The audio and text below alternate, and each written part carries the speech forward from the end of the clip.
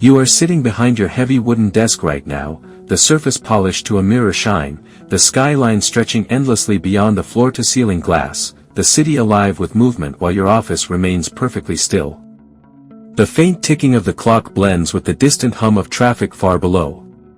In front of you lie several thick folders, neatly aligned, each marked with a single name, names that anchor global markets, names that command headlines, names that move billions with a signature. You rest your fingers lightly on the top folder, not opening it, because you don't need to. You are the lawyer who holds secrets about billionaires. Not rumors whispered at parties. Not assumptions drawn from patterns. Evidence. Dates. Transfers. Signatures. Recorded calls. Agreements drafted in shadow and executed in silence. Your phone vibrates on the desk. The screen lights up. One of them is calling. You watch it ring. You let it ring. You understand that urgency belongs to the person who has something to lose. You are not chasing power, you are containing it. You know which contract was quietly altered after midnight in 2012. You know which offshore structure was built layer by layer to hide the real beneficiary. You know which acquisition was engineered to eliminate a rival before regulators could react. You know which philanthropic foundation exists only to redirect attention. And more important than any single piece of information, you know when to say nothing at all. Right now one of them sits across from you. The suit is tailored perfectly. The watch on his wrist costs more than most people earn in a year. He smiles with the calm confidence of someone accustomed to controlling outcomes. He believes capital is control. You lean back slightly, your hand resting on a closed folder. I trust the matter concerning the secondary account remains stable, you say evenly. You do not raise your voice. You do not accuse. His smile falters for half a second. That is enough. He understands that you know more than he hoped. You never threaten. You clarify. You never shout. You position. You are always 5 moves ahead.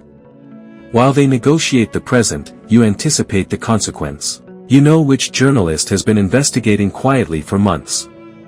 You know which regulatory body has an open file waiting for a single confirmed document. You know that certain encrypted archives are programmed to release automatically if specific conditions are met. You have built safeguards not out of paranoia, but out of precision. Yet you are not reckless. Your objective is not to burn empires. It is to maintain equilibrium. You step into a glass elevator that climbs toward the top floor of a corporate tower. The board meeting has already started when you enter. Conversations pause, eyes shift. You are not officially part of their hierarchy, but it's a minor accounting irregularity, someone says. You open your laptop slowly. A document appears on the screen. A timestamp. An authorization code. A transfer route through 3 jurisdictions. Silence. You close the laptop without commentary. Is it still minor, you ask. No one answers. You do not enjoy their discomfort. You observe it. There is a difference.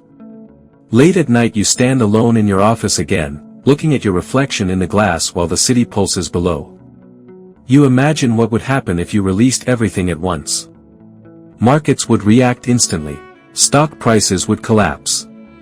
Pension funds would suffer. Employees far removed from executive decisions would lose stability. The ripple effect would be global. You understand something fundamental: exposure is easy. Control is difficult. Morning arrives. You walk into court as cameras flash outside. Reporters speculate, analysts predict, commentators debate. None of them know the full picture. They see fragments. You see the structure. Your client waits beside you, tension hidden beneath practiced composure. He knows his survival depends not on wealth, not on influence, but on your discretion.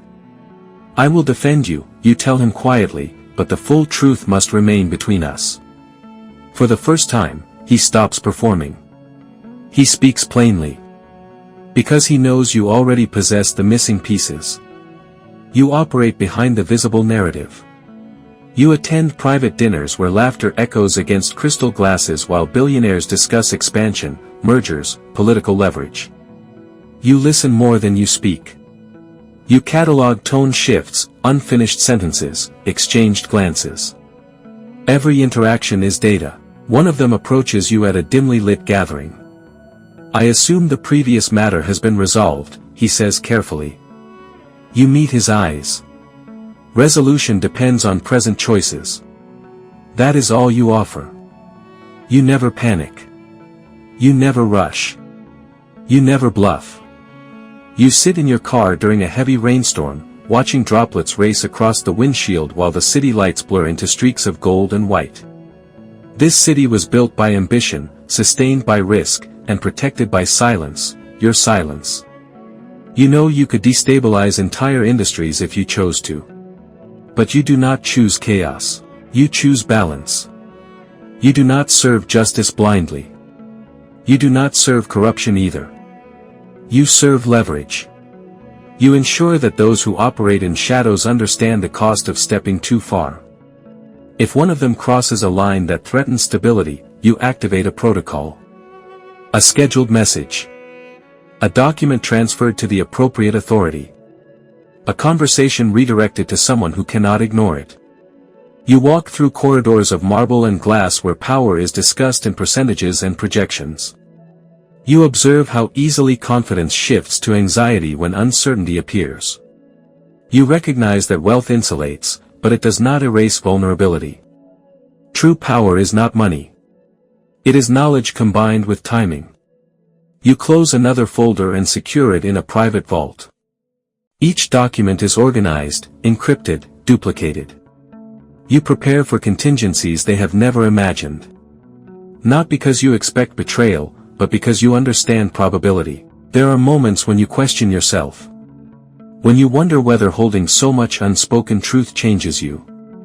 When you consider what it means to stand at the intersection of exposure and protection. You feel the weight, but you do not waver. Because you understand your role. You are not the loudest person in the room. You are not the wealthiest. You are not the most visible. You are the constant. Deals evolve. Markets fluctuate. Alliances shift. Billionaires rise and fall. You remain. You breathe slowly. You align the folders. You turn off the office lights. The city continues negotiating, investing, expanding, competing.